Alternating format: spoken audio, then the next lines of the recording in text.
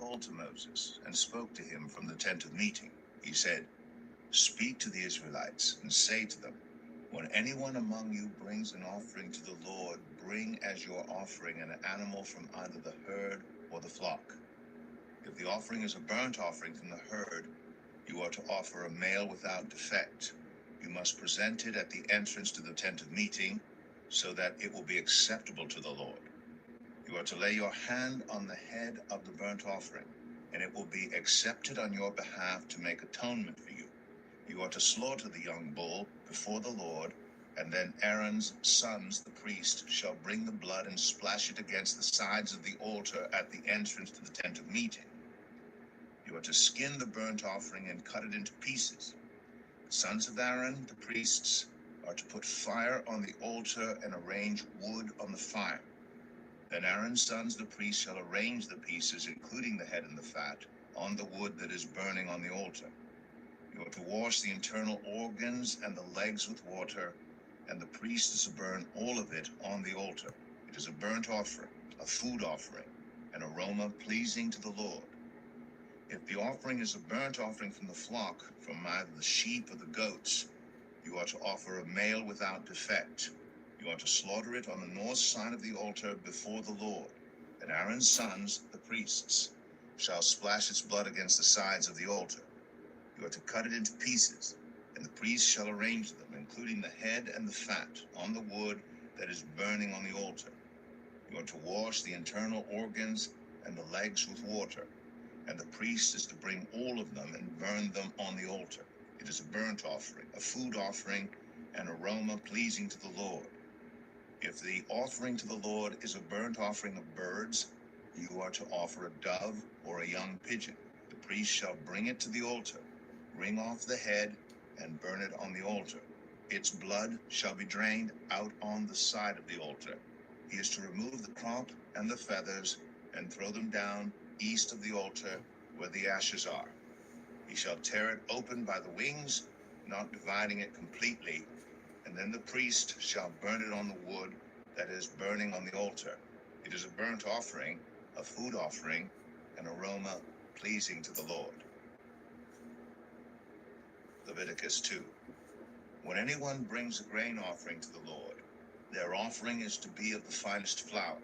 They are to pour olive oil on it, put incense on it, and take it to Aaron's sons, the priests. The priest shall take a handful of the flour and oil, together with all the incense, and burn this as a memorial portion on the altar, a food offering, an aroma pleasing to the Lord. The rest of the grain offering belongs to Aaron and his sons. It is the most holy part of the food offerings presented to the Lord. If you bring a grain offering baked in an oven, it is to consist of the finest flour, either thick loaves made without yeast and with olive oil mixed in, or thin loaves made without yeast and brushed with olive oil. If your grain offering is prepared on a griddle, it is to be made of the finest flour mixed with oil and without yeast. Crumble it and pour oil on it. It is a grain offering. If your grain offering is cooked in a pan, it is to be made of the finest flour and some olive oil. Bring the grain offering made of these things to the Lord, present it to the priest, who shall take it to the altar. He shall take out the memorial portion from the grain offering and burn it on the altar as a food offering, an aroma pleasing to the Lord.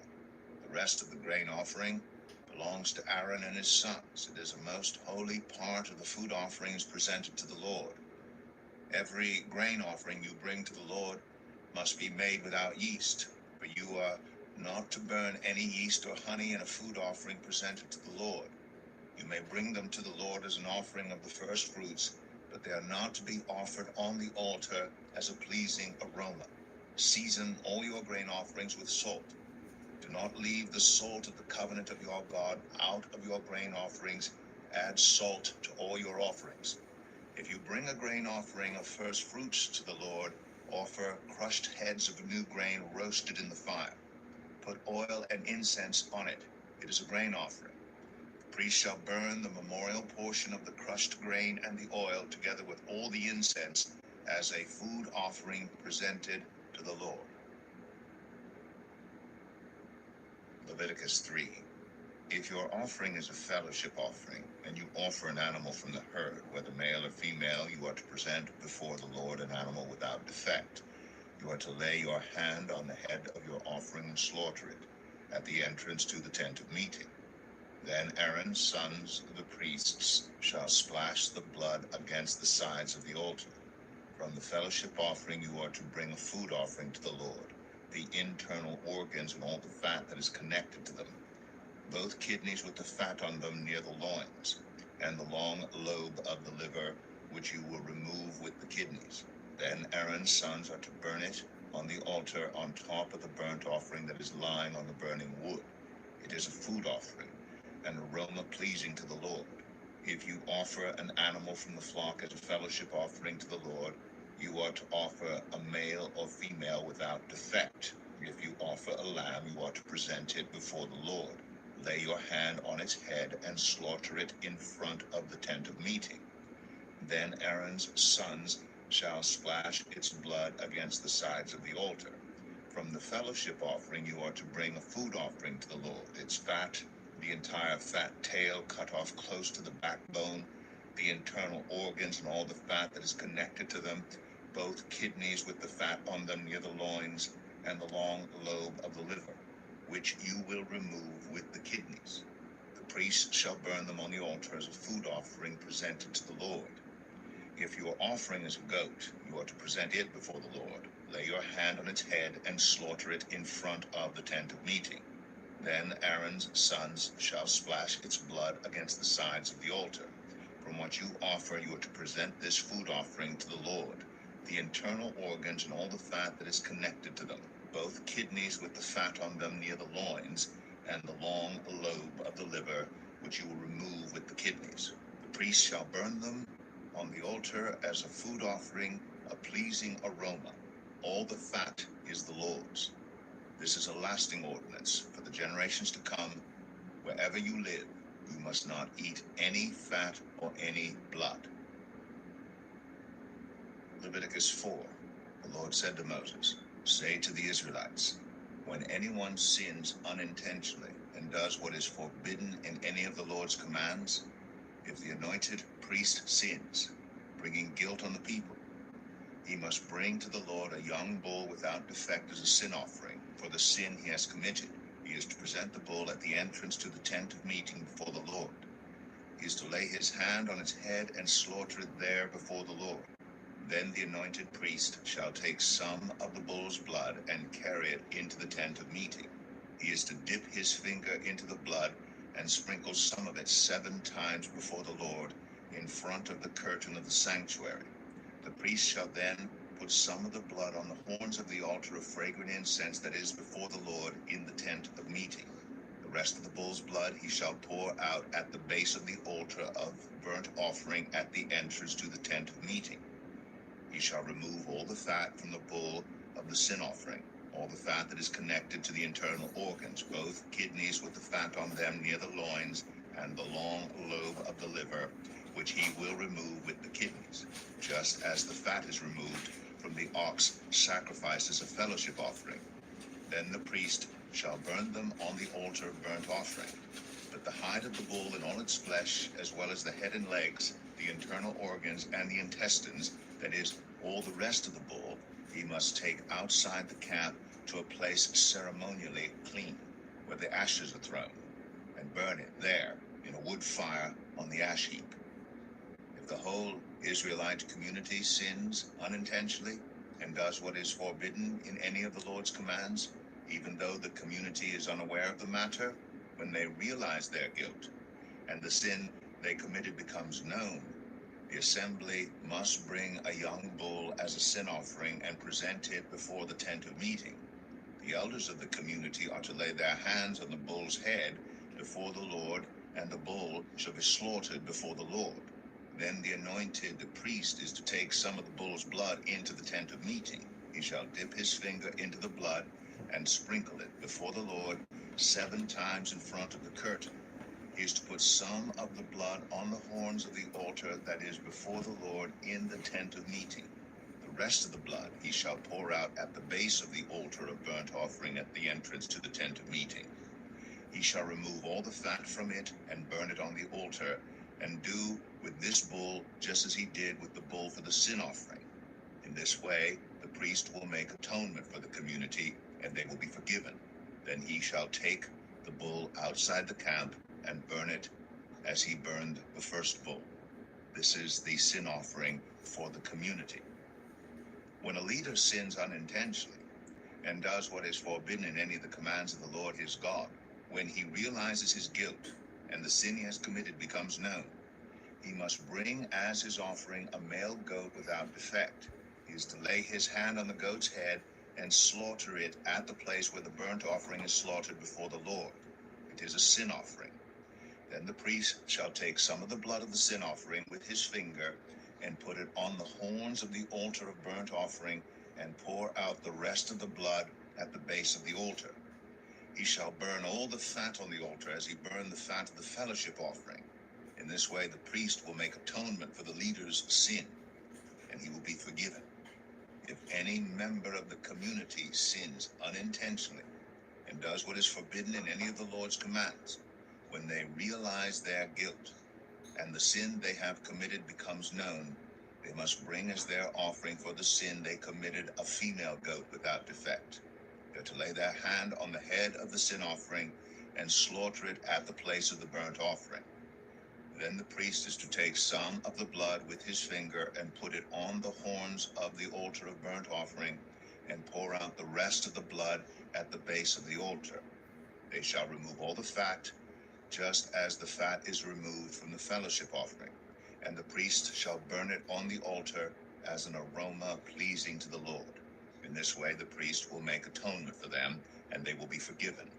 If someone brings a lamb as their sin offering, they are to bring a female without defect. They are to lay their hand on its head and slaughter it for a sin offering at the place where the burnt offering is slaughtered. Then the priest shall put it on the horns of the altar of burnt offering and pour out the rest of the blood at the base of the altar. They shall remove all the fat, just as the fat is removed from the lamb of the fellowship offering, and the priest shall burn it on the altar on top of the food offerings presented to the Lord. In this way, the priest shall make atonement for them for the sin they have committed, and they will be forgiven. Leviticus 5. If anyone sins because they do not speak up when they hear a public charge to testify regarding something they have seen or learned about, they will be held responsible. If anyone becomes aware that they are guilty, if they unwittingly touch anything ceremonially unclean, whether the carcass of an unclean animal, wild or domestic, or of any unclean creature that moves along the ground, and they are unaware that they have become unclean, but then they come to realize their guilt, or if they touch human uncleanness, anything that would make them unclean, even though they are unaware of it, but then they learn of it and realize their guilt, or if anyone thoughtlessly takes an oath to do anything, whether good or evil, in any matter one might carelessly swear about, even though they are unaware of it, but then they learn of it and realize their guilt. When anyone becomes aware that they are guilty in any of these matters, they must confess in what way they have sinned. As a penalty for the sin they have committed, they must bring to the Lord a female lamb or goat from the flock as a sin offering, and the priest shall make atonement for them for their sin. Anyone who cannot afford a lamb is to bring 2 doves or 2 young pigeons to the Lord as a penalty for their sin, one for a sin offering and the other for a burnt offering. They are to bring them to the priest, who shall first offer the one for the sin offering. He is to wring its head from its neck, not dividing it completely, and is to splash some of the blood of the sin offering against the side of the altar. The rest of the blood must be drained out at the base of the altar. It is a sin offering. The priest shall then offer the other as a burnt offering in the prescribed way, and make atonement for them for the sin they have committed, and they will be forgiven. If, however, they cannot afford 2 doves or 2 young pigeons, they are to bring as an offering for their sin 1/10 of an ephah of the finest flour for a sin offering. They must not put olive oil or incense on it, because it is a sin offering. They are to bring it to the priest, who shall take a handful of it as a memorial portion and burn it on the altar on top of the food offerings presented to the Lord. It is a sin offering. In this way the priest will make atonement for them for any of these sins they have committed, and they will be forgiven. The rest of the offering will belong to the priest, as in the case of the grain offering. The Lord said to Moses, when anyone is unfaithful to the Lord by sinning unintentionally in regard to any of the Lord's holy things, they are to bring to the Lord as a penalty a ram from the flock, one without defect, and of the proper value in silver, according to the sanctuary shekel. It is a guilt offering. They must make restitution for what they have failed to do in regard to the holy things, pay an additional penalty of a fifth of its value, and give it all to the priest. The priest will make atonement for them with the ram as a guilt offering, and they will be forgiven. If anyone sins and does what is forbidden in any of the Lord's commands, even though they do not know it, they are guilty and will be held responsible. They are to bring to the priest as a guilt offering a ram from the flock, one without defect and of the proper value. In this way the priest will make atonement for them for the wrong they have committed unintentionally, and they will be forgiven. It is a guilt offering. They have been guilty of wrongdoing against the Lord. Leviticus 6. The Lord said to Moses, if anyone sins and is unfaithful to the Lord by deceiving a neighbor about something entrusted to them or left in their care, or about something stolen, or if they cheat their neighbor, or if they find lost property and lie about it, or if they swear falsely about what was entrusted to them, or the lost property they found, or whatever it was they swore falsely about, they must make restitution in full, and add a fifth of the value to it, and give it all to the owner on the day they present their guilt offering. And as a penalty, they must bring to the priest, that is, to the Lord, their guilt offering, a ram from the flock, one without defect, and of the proper value. In this way the priest will make atonement for them before the Lord, and they will be forgiven for any of the things they did that made them guilty. The Lord said to Moses, give Aaron and his sons this command. These are the regulations for the burnt offering. The burnt offering is to remain on the altar hearth throughout the night, till morning, and the fire must be kept burning on the altar. The priest shall then put on his linen clothes, with linen undergarments next to his body, and shall remove the ashes of the burnt offering that the fire has consumed on the altar, and place them beside the altar. Then he is to take off these clothes and put on others, and carry the ashes outside the camp to a place that is ceremonially clean. The fire on the altar must be kept burning. It must not go out. Every morning the priest is to add firewood and arrange the burnt offering on the fire, and burn the fat of the fellowship offerings on it. The fire must be kept burning on the altar continuously. It must not go out. These are the regulations for the grain offering. Aaron's sons are to bring it before the Lord in front of the altar. The priest is to take a handful of the finest flour and some olive oil, together with all the incense on the grain offering, and burn the memorial portion on the altar as an aroma pleasing to the Lord. Aaron and his sons shall eat the rest of it, but it is to be eaten without yeast in the sanctuary area. They are to eat it in the courtyard of the tent of meeting. It must not be baked with yeast. I have given it as their share of the food offerings presented to me. Like the sin offering and the guilt offering, it is most holy. Any male descendant of Aaron may eat it. For all generations to come, it is his perpetual share of the food offerings presented to the Lord. Whatever touches them will become holy. The Lord also said to Moses, this is the offering Aaron and his sons are to bring to the Lord on the day he is anointed: a tenth of an ephah of the finest flour as a regular grain offering, half of it in the morning and half in the evening. It must be prepared with oil on a griddle. Bring it well mixed, and present the grain offering broken in pieces as an aroma pleasing to the Lord. The son who is to succeed him as anointed priest shall prepare it. It is the Lord's perpetual share, and is to be burned completely. Every grain offering of a priest shall be burned completely. It must not be eaten. The Lord said to Moses, say to Aaron and his sons, these are the regulations for the sin offering. The sin offering is to be slaughtered before the Lord in the place the burnt offering is slaughtered. It is most holy. The priest who offers it shall eat it. It is to be eaten in the sanctuary area, in the courtyard of the tent of meeting. Whatever touches any of the flesh will become holy. And if any of the blood is spattered on a garment, you must wash it in the sanctuary area. The clay pot the meat is cooked in must be broken. But if it is cooked in a bronze pot, the pot is to be scoured and rinsed with water. Any male in a priest's family may eat it. It is most holy. But any sin offering whose blood is brought into the tent of meeting to make atonement in the holy place must not be eaten. It must be burned up. Leviticus 7. These are the regulations for the guilt offering, which is most holy.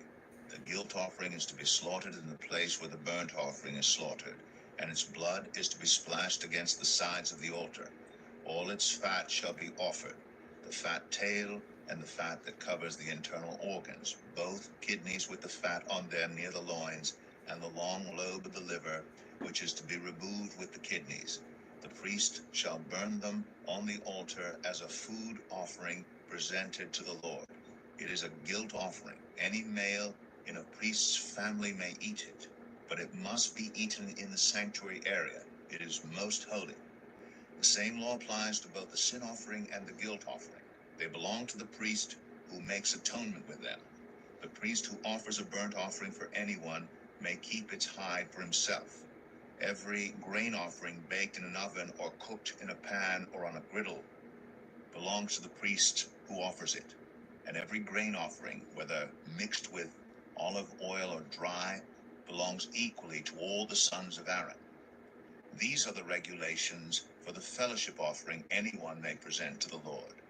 If they offer it as an expression of thankfulness, then along with this thank offering they are to offer thick loaves made without yeast and with olive oil mixed in, thin loaves made without yeast and brushed with oil, and thick loaves of the finest flour, well kneaded and with oil mixed in. Along with their fellowship offering of thanksgiving, they are to present an offering with thick loaves of bread made with yeast. They are to bring one of each kind as an offering, a contribution to the Lord.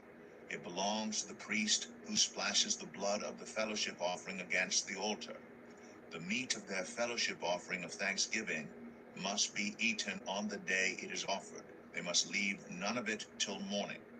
If, however, their offering is the result of a vow or is a free will offering, the sacrifice shall be eaten on the day they offer it.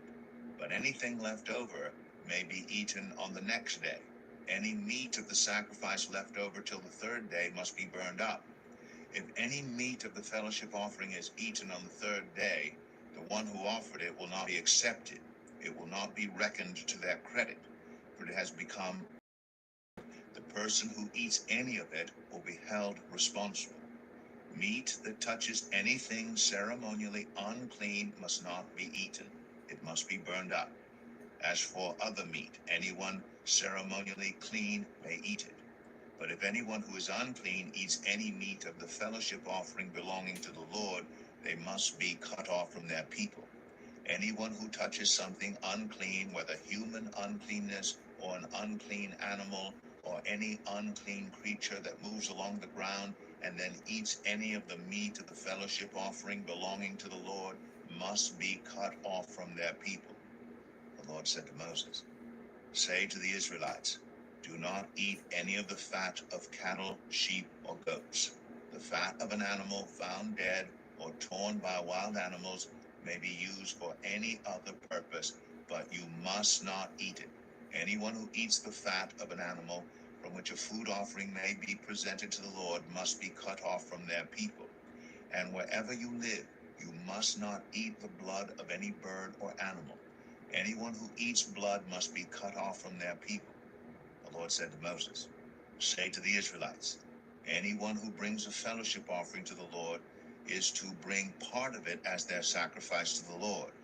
With that, they are to bring the fat together with the breast and wave the breast before the Lord as a wave offering. The priest shall burn the fat on the altar, but the breast belongs to Aaron and his sons. You are to give the right thigh of your fellowship offerings to the priest as a contribution. The son of Aaron who offers the blood and the fat of the fellowship offering shall have the right thigh as his share.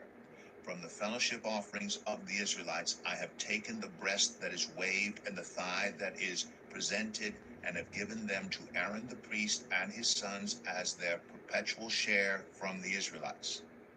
This is the portion of the food offerings presented to the Lord that were allotted to Aaron and his sons on the day they were presented to serve the Lord as priests. On the day they were anointed, the Lord commanded that the Israelites give this to them as their perpetual share for the generations to come. These then are the regulations for the burnt offering, the grain offering, the sin offering, the guilt offering, the ordination offering, and the fellowship offering, which the Lord gave Moses at Mount Sinai in the desert of Sinai on the day he commanded the Israelites to bring their offerings to the Lord. Leviticus 8. The Lord said to Moses, "Bring Aaron and his sons, their garments, the anointing oil, the bull for the sin offering, the 2 rams, and the basket containing bread made without yeast, and gather the entire assembly at the entrance to the tent of meeting." Moses did as the Lord commanded him, and the assembly gathered at the entrance to the tent of meeting. Moses said to the assembly, "This is what the Lord has commanded to be done." Then Moses brought Aaron and his sons forward and washed them with water. He put the tunic on Aaron, tied the sash around him, clothed him with the robe, and put the ephod on him. He also fastened the ephod with a decorative waistband, which he tied around him. He placed the breastpiece on him and put the Urim and the Thummim in the breastpiece. Then he placed the turban on Aaron's head and set the gold plate, the sacred emblem, on the front of it, as the Lord commanded Moses. Then Moses took the anointing oil and anointed the tabernacle and everything in it, and so consecrated them. He sprinkled some of the oil on the altar 7 times, anointing the altar and all its utensils and the basin with its stand to consecrate them. He poured some of the anointing oil on Aaron's head and anointed him to consecrate him. Then he brought Aaron's sons forward, put tunics on them, tied sashes around them, and fastened caps on them as the Lord commanded Moses. He then presented the bull for the sin offering, and Aaron and his sons laid their hands on its head. Moses slaughtered the bull and took some of the blood, and with his finger he put it on all the horns of the altar to purify the altar. He poured out the rest of the blood at the base of the altar. So he consecrated it to make atonement for it. Moses also took all the fat around the internal organs, the long lobe of the liver, and both kidneys and their fat, and burned it on the altar. But the bull, with its hide and its flesh and its intestines, he burned up outside the camp, as the Lord commanded Moses. He then presented the ram for the burnt offering, and Aaron and his sons laid their hands on its head. Then Moses slaughtered the ram and splashed the blood against the sides of the altar. He cut the ram into pieces and burned the head, the pieces, and the fat. He washed the internal organs and the legs with water and burned the whole ram on the altar. It was a burnt offering, a pleasing aroma, a food offering presented to the Lord, as the Lord commanded Moses. He then presented the other ram, the ram for the ordination, and Aaron and his sons laid their hands on its head. Moses slaughtered the ram and took some of its blood and put it on the lobe of Aaron's right ear, on the thumb of his right hand, and on the big toe of his right foot. Moses also brought Aaron's sons forward and put some of the blood on the lobes of their right ears, on the thumbs of their right hands, and on the big toes of their right feet. Then he splashed blood against the sides of the altar. After that he took the fat tail, all the fat around the internal organs, the long lobe of the liver, both kidneys and their fat, and the right thigh. And from the basket of bread made without yeast, which was before the Lord, he took one thick loaf with olive oil mixed in, and one thin loaf. And he put these on the fat portions and on the right thigh. He put all these in the hands of Aaron and his sons, and they waved them before the Lord as a wave offering. Then Moses took them from their hands and burned them on the altar on top of the burnt offering as an ordination offering, a pleasing aroma, a food offering presented to the Lord. Moses also took the breast, which was his share of the ordination ram, and waved it before the Lord as a wave offering, as the Lord commanded Moses. Then Moses took some of the anointing oil and some of the blood from the altar, and sprinkled them on Aaron and his garments, and on his sons and their garments, So he consecrated Aaron and his garments, and his sons and their garments. Moses then said to Aaron and his sons, "Cook the meat at the entrance to the tent of meeting, and eat it there with the bread from the basket of ordination offerings, as I was commanded. Aaron and his sons are to eat it. Then burn up the rest of the meat and the bread. Do not leave the entrance to the tent of meeting for 7 days until the days of your ordination are completed, for your ordination will last 7 days. What has been done today was commanded by the Lord to make atonement for you. You must stay at the entrance to the tent of meeting day and night for 7 days and do what the Lord requires, so you will not die. For that is what I have been commanded." So Aaron and his sons did everything the Lord commanded through Moses. Leviticus 9. On the 8th day Moses summoned Aaron and his sons and the elders of Israel. He said to Aaron, "Take a bull calf for your sin offering and a ram for your burnt offering, both without defect, and present them before the Lord. Then say to the Israelites, take a male goat for a sin offering, a calf and a lamb, both a year old and without defect, for a burnt offering, and an ox and a ram for a fellowship offering to sacrifice before the Lord, together with the grain offering mixed with olive oil. For today the Lord will appear to you." They took the things Moses commanded to the front of the tent of meeting, and the entire assembly came near and stood before the Lord. Then Moses said, "This is what the Lord has commanded you to do, so that the glory of the Lord may appear to you." Moses said to Aaron, "Come to the altar and sacrifice your sin offering and your burnt offering, and make atonement for yourself and the people. Sacrifice the offering that is for the people, and make atonement for them as the Lord has commanded." So Aaron came to the altar and slaughtered the calf as a sin offering for himself. His sons brought the blood to him, and he dipped his finger into the blood and put it on the horns of the altar. The rest of the blood he poured out at the base of the altar. On the altar he burned the fat, the kidneys, and the long lobe of the liver from the sin offering, as the Lord commanded Moses. The flesh and the hide he burned up outside the camp. Then he slaughtered the burnt offering. His sons handed him the blood, and he splashed it against the sides of the altar. They handed him the burnt offering piece by piece, including the head, and he burned them on the altar. He washed the internal organs and the legs and burned them on top of the burnt offering on the altar. Aaron then brought the offering that was for the people. He took the goat for the people's sin offering and slaughtered it and offered it for a sin offering as he did with the first one. He brought the burnt offering and offered it in the prescribed way. He also brought the grain offering, took a handful of it, and burned it on the altar in addition to the morning's burnt offering. He slaughtered the ox and the ram as the fellowship offering for the people. His sons handed him the blood, and he splashed it against the sides of the altar.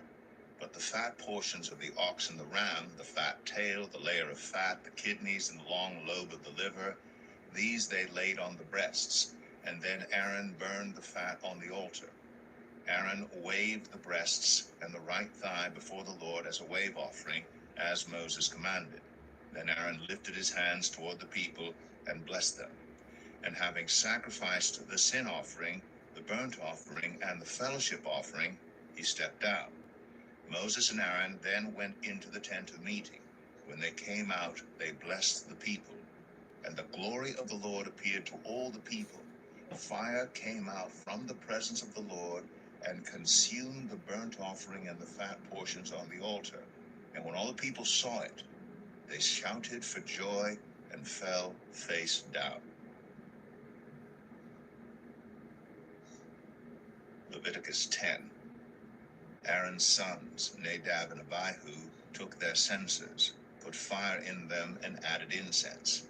And they offered unauthorized fire before the Lord, contrary to his command. So fire came out from the presence of the Lord and consumed them, and they died before the Lord. Moses then said to Aaron, "This is what the Lord spoke of when he said, 'Among those who approach me, I will be proved holy. In the sight of all the people, I will be honored.'" Aaron remained silent. Moses summoned Mishael and Elzaphan, sons of Aaron's uncle Uzziel, and said to them, "Come here, carry your cousins outside the camp, away from the front of the sanctuary, outside the camp, as Moses ordered." Then Moses said to Aaron and his sons Eleazar and Ithamar, "Do not let your hair become unkempt, and do not tear your clothes, or you will die, and the Lord will be angry with the whole community. But your relatives, all the Israelites, may mourn for those the Lord has destroyed by fire. Do not leave the entrance to the tent of meeting, or you will die, because the Lord's anointing oil is on you." So they did as Moses said. Then the Lord said to Aaron, "You and your sons are not to drink wine or other fermented drink whenever you go into the tent of meeting, or you will die. This is a lasting ordinance for the generations to come, so that you can distinguish between the holy and the common, between the unclean and the clean, and so you can teach the Israelites all the decrees the Lord has given them through Moses." Moses said to Aaron and his remaining sons, Eleazar and Ithamar, "Take the grain offering left over from the food offerings, prepared without yeast, and present it to the Lord, and eat it beside the altar, for it is most holy. Eat it in the sanctuary area, because it is your share and your son's share of the food offerings presented to the Lord, for so I have been commanded. But you and your sons and your daughters may eat the breast that was waved and the thigh that was presented. Eat them in a ceremonially clean place. They have been given to you and your children as your share of the Israelites' fellowship offerings. The thigh that was presented and the breast that was waved must be brought with the fat portions of the food offerings, to be waved before the Lord as a wave offering. This will be the perpetual share for you and your children, as the Lord has commanded." When Moses inquired about the goat of the sin offering and found that it had been burned up, he was angry with Eleazar and Ithamar, Aaron's remaining sons, and asked, "Why didn't you eat the sin offering in the sanctuary area? It is most holy. It was given to you to take away the guilt of the community by making atonement for them before the Lord. Since its blood was not taken into the holy place, you should have eaten the goat in the sanctuary area as I commanded." Aaron replied to Moses, "Today they sacrificed their sin offering and their burnt offering before the Lord. But such things as this have happened to me. Would the Lord have been pleased if I had eaten the sin offering today?" When Moses heard this, he was satisfied. Leviticus 11. The Lord said to Moses and Aaron, "Say to the Israelites, of all the animals that live on land, these are the ones you may eat. You may eat any animal that has a divided hoof and that chews the cud. There are some that only chew the cud or only have a divided hoof, but you must not eat them. The camel, though it chews the cud, does not have a divided hoof. It is ceremonially unclean for you. The hyrax, though it chews the cud, does not have a divided hoof. It is unclean for you. The rabbit, though it chews the cud, does not have a divided hoof. It is unclean for you. And the pig, though it has a divided hoof, does not chew the cud. It is unclean for you. You must not eat their meat or touch their carcasses. They are unclean for you. Of all the creatures living in the water of the seas and the streams, you may eat any that have fins and scales. But all creatures in the seas or streams that do not have fins and scales, whether among all the swarming things or among all the other living creatures in the water, you are to regard as unclean. And since you are to regard them as unclean, you must not eat their meat. You must regard their carcasses as unclean. Anything living in the water that does not have fins and scales is to be regarded as unclean by you. These are the birds you are to regard as unclean and not eat because they are unclean: the eagle, the vulture, the black vulture, the red kite, any kind of black kite, any kind of raven, the horned owl, the screech owl, the gull, any kind of hawk, the little owl, the cormorant, the great owl, the white owl, the desert owl, the osprey, the stork, any kind of heron, the hoopoe, and the bat. All flying insects that walk on all fours are to be regarded as unclean by you. There are, however, some flying insects that walk on all fours that you may eat, those that have jointed legs for hopping on the ground. Of these you may eat any kind of locust, katyd, cricket, or grasshopper, But all other flying insects that have 4 legs you are to regard as unclean. You will make yourselves unclean by these. Whoever touches their carcasses will be unclean till evening. Whoever picks up one of their carcasses must wash their clothes, and they will be unclean till evening. Every animal that does not have a divided hoof, or that does not chew the cud, is unclean for you. Whoever touches the carcass of any of them will be unclean. Of all the animals that walk on all fours, those that walk on their paws are unclean for you. Whoever touches their carcasses will be unclean till evening. Anyone who picks up their carcasses must wash their clothes, and they will be unclean till evening. These animals are unclean for you. Of the animals that move along the ground, these are unclean for you: the weasel, the rat, any kind of great lizard, the gecko, the monitor lizard, the wall lizard, the skink, and the chameleon. Of all those that move along the ground, these are unclean for you. Whoever touches them, when they are dead, will be unclean till evening. When one of them dies and falls on something, that article, whatever its use, will be unclean, whether it is made of wood, cloth, hide, or sackcloth. Put it in water.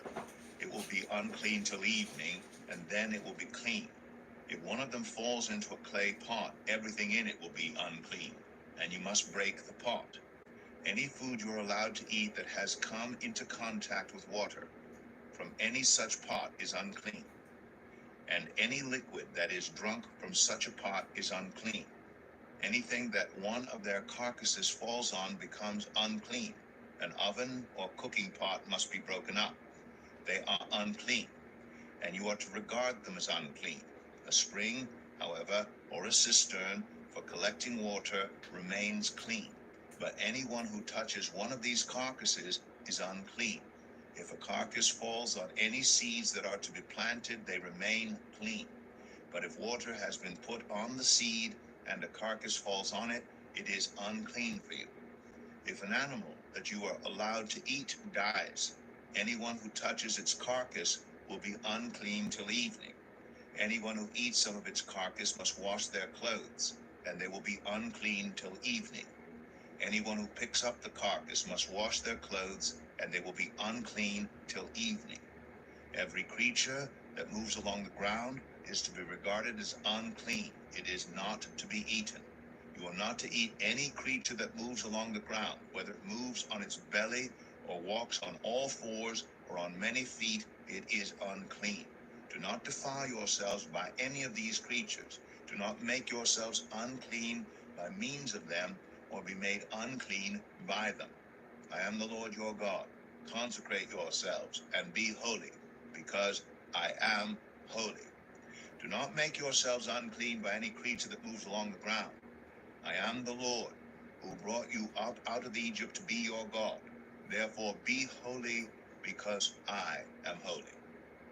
These are the regulations concerning animals, birds, every living thing that moves about in the water, and every creature that moves along the ground. You must distinguish between the unclean and the clean, between living creatures that may be eaten and those that may not be eaten. Leviticus 12. The Lord said to Moses, say to the Israelites, a woman who becomes pregnant and gives birth to a son will be ceremonially unclean for 7 days, just as she is unclean during her monthly period. On the 8th day, the boy is to be circumcised. Then the woman must wait 33 days to be purified from her bleeding. She must not touch anything sacred or go to the sanctuary until the days of her purification are over. If she gives birth to a daughter for 2 weeks, the woman will be unclean as during her period. Then she must wait 66 days to be purified from her bleeding. When the days of her purification for a son or daughter are over, she is to bring to the priest at the entrance to the tent of meeting a year-old lamb for a burnt offering, and a young pigeon or a dove for a sin offering. He shall offer them before the Lord to make atonement for her, and then she will be ceremonially clean from her flow of blood. These are the regulations for the woman who gives birth to a boy or a girl. If she cannot afford a lamb, she is to bring 2 doves or 2 young pigeons, one for a burnt offering and the other for a sin offering. In this way, the priest will make atonement for her, and she will be clean. Leviticus 13.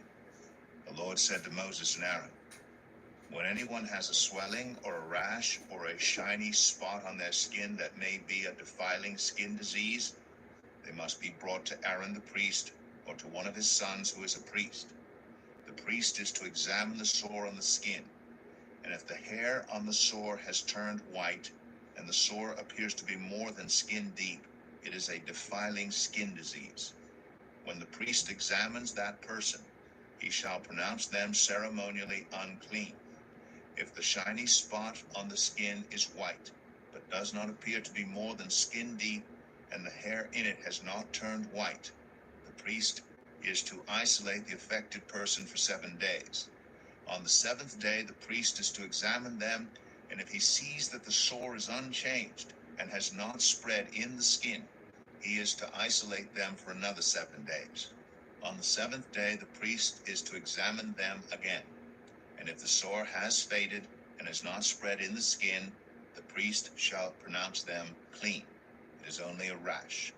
They must wash their clothes, and they will be clean. But if the rash does spread in their skin after they have shown themselves to the priest to be pronounced clean, they must appear before the priest again. The priest is to examine that person, and if the rash has spread in the skin, he shall pronounce them unclean. It is a defiling skin disease. When anyone has a defiling skin disease, they must be brought to the priest. The priest is to examine them.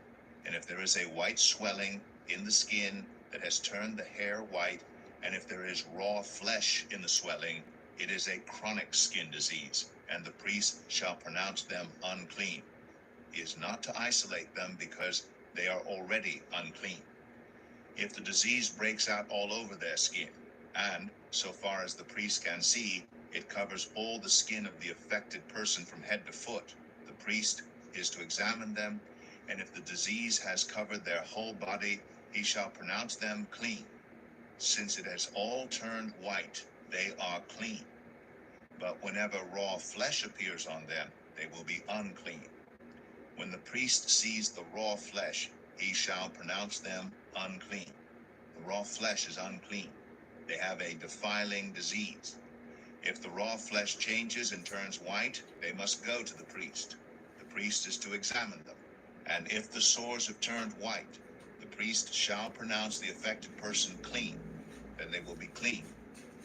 When someone has a boil on their skin and it heals, and in the place, they must present themselves to the priest. The priest is to examine it. And if it appears to be more than skin deep, and the hair in it has turned white, the priest shall pronounce that person unclean. It is a defiling skin disease that is broken out where the boil was. But if when the priest examines it, there is no white hair in it, and it is not more than skin deep and has faded, then the priest is to isolate them for 7 days. If it is spreading in the skin, the priest shall pronounce them unclean. It is a defiling disease. But if the spot is unchanged and has not spread, it is only a scar from the boil, and the priest shall pronounce them clean. When someone has a burn on their skin, and a reddish white or white spot appears in the raw flesh of the burn, the priest is to examine the spot, and if the hair in it has turned white, and it appears to be more than skin deep, it is a defiling disease that is broken out in the burn. The priest shall pronounce them unclean. It is a defiling skin disease. But if the priest examines it and there is no white hair in the spot, and if it is not more than skin deep and has faded, then the priest is to isolate them for 7 days. On the 7th day, the priest is to examine that person, and if it is spreading in the skin, the priest shall pronounce them unclean. It is a defiling skin disease. If, however, the spot is unchanged and has not spread in the skin but has faded, it is a swelling from the burn, and the priest shall pronounce them clean. It is only a scar from the burn. If a man or woman has a sore on their head or chin, the priest is to examine the sore, and if it appears to be more than skin deep, and the hair in it is yellow and thin, the priest shall pronounce them unclean. It is a defiling skin disease on the head or chin. But if when the priest examines a sore, it does not seem to be more than skin deep and there is no black hair in it, then the priest is to isolate the affected person for 7 days. On the 7th day, the priest is to examine the sore. And if it has not spread and there is no yellow hair in it and it does not appear to be more than skin deep, then the man or woman must shave themselves except for the affected area, and the priest is to keep them isolated another 7 days. On the 7th day, the priest is to examine the sore, and if it has not spread in the skin and appears to be no more than skin deep, the priest shall pronounce them clean. They must wash their clothes, and they will be clean. But if the sore does spread in the skin after they are pronounced clean, the priest is to examine them. And if he finds that the sore has spread in the skin, he does not need to look for yellow hair. They are unclean. If, however, the sore is unchanged, so far as the priest can see, and if black hair has not grown in it, the affected person is healed. They are clean, and the priest shall pronounce them clean. When a man or woman has white spots on the skin, the priest is to examine them. If the spots are dull white, it is a harmless rash that has broken out on the skin. They are clean. A man who has lost his hair and is bald is clean. If he has lost his hair from the front of his scalp and has a bald forehead, he is clean. But if he has a reddish white sore on his bald head or forehead, it is a defiling disease breaking out on his head or forehead. The priest is to examine him. And if the swollen sore on his head or forehead is reddish white, like a defiling skin disease, the man is diseased and is unclean. The priest shall pronounce him unclean because of the sore on his head. Anyone with such a defiling disease must wear torn clothes. Let their hair be unkempt, cover the lower part of their face, and cry out, unclean, unclean. As long as they have the disease, they remain unclean. They must live alone. They must live outside the camp. As for any fabric that is spoiled with a defiling mold, any woolen or linen clothing, any woven or knitted material of linen or wool, any leather or anything made of leather, if the affected area in the fabric, the leather, the woven or knitted material, or any leather article is greenish or reddish, it is a defiling mold. It must be shown to the priest. The priest is to examine the affected area and isolate the article for 7 days. On the 7th day, he is to examine it. And if the mold has spread in the fabric, the woven or knitted material, or the leather, whatever its use, it is a persistent defiling mold. The article is unclean. He must burn the fabric, the woven or knitted material of wool or linen, or any leather article that has been spoiled, because the defiling mold is persistent. The article must be burned.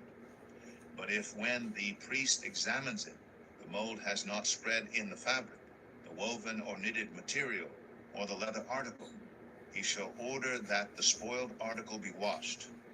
Then he is to isolate it for another 7 days. After the article has been washed, the priest is to examine it again. And if the mold has not changed its appearance, even though it has not spread, it is unclean.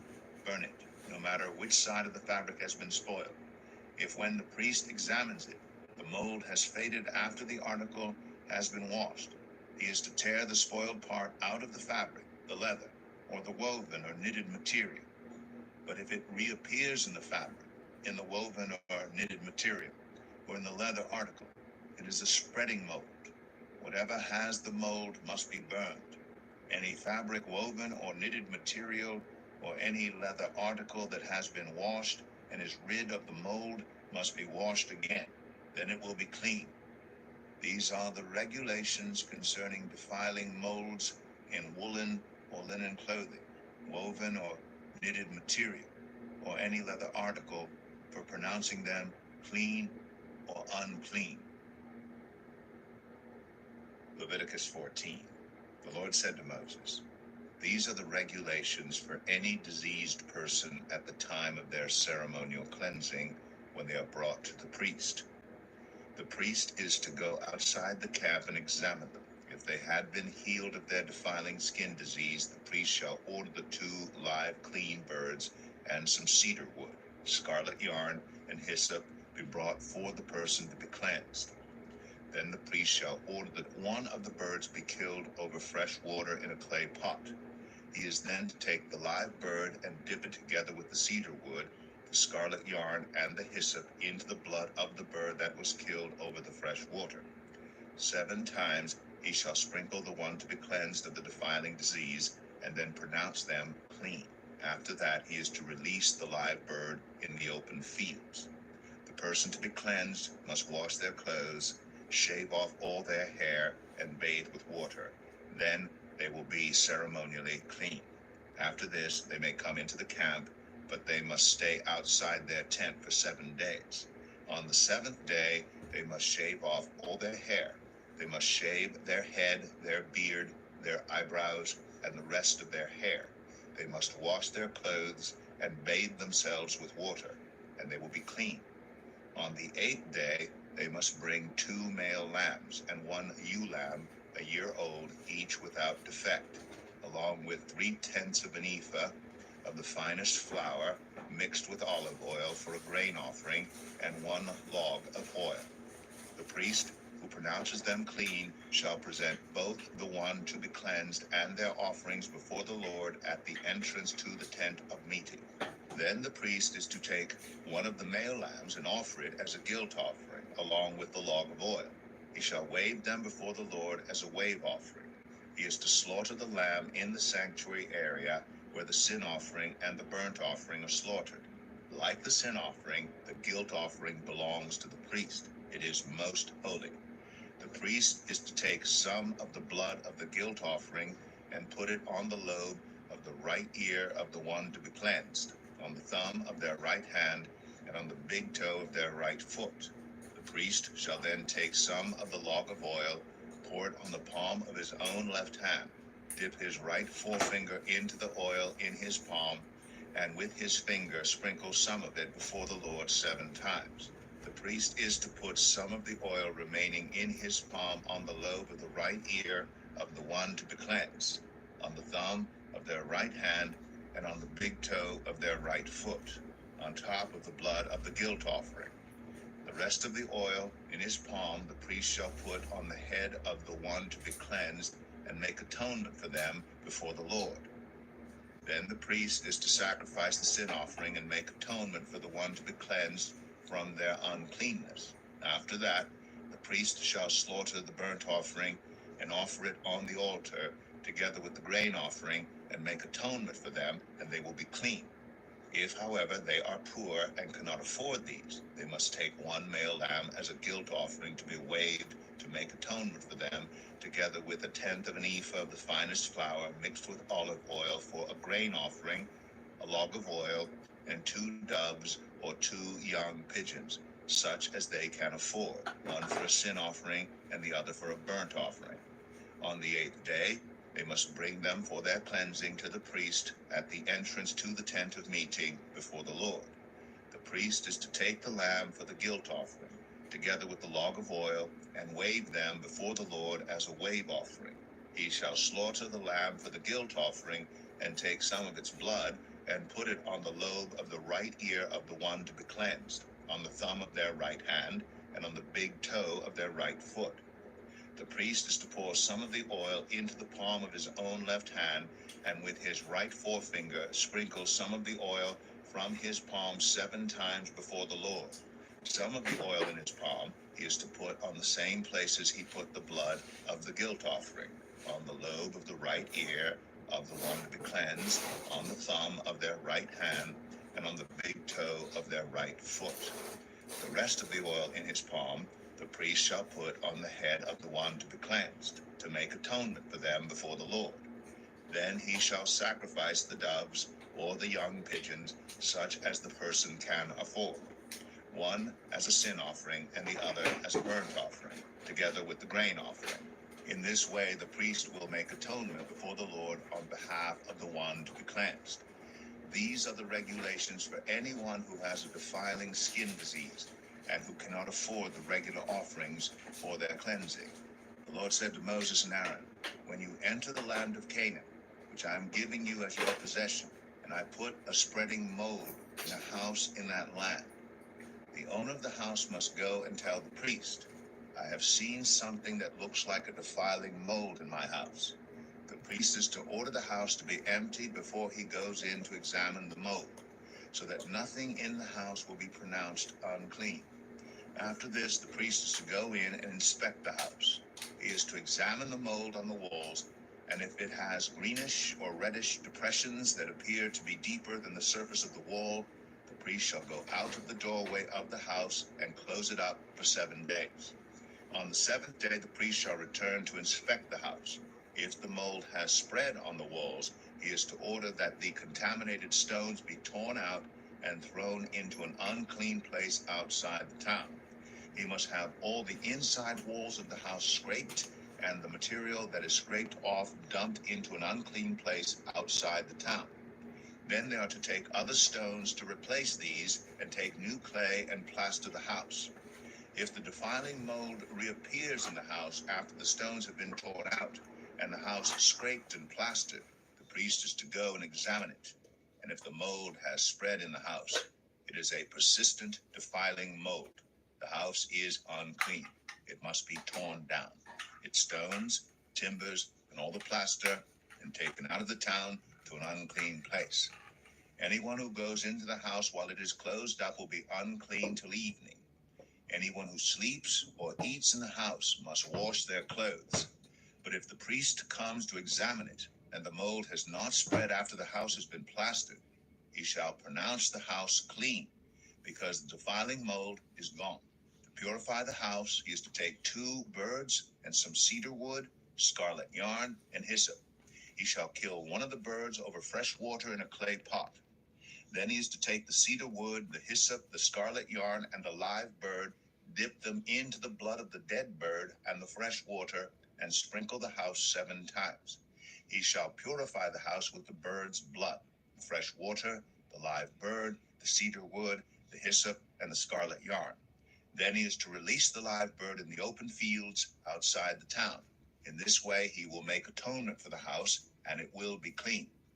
These are the regulations for any defiling skin disease, for a sore, for defiling molds in fabric or in a house, and for a swelling, a rash, or a shiny spot, to determine whether something is clean or unclean. These are the regulations for defiling skin disease and defiling molds.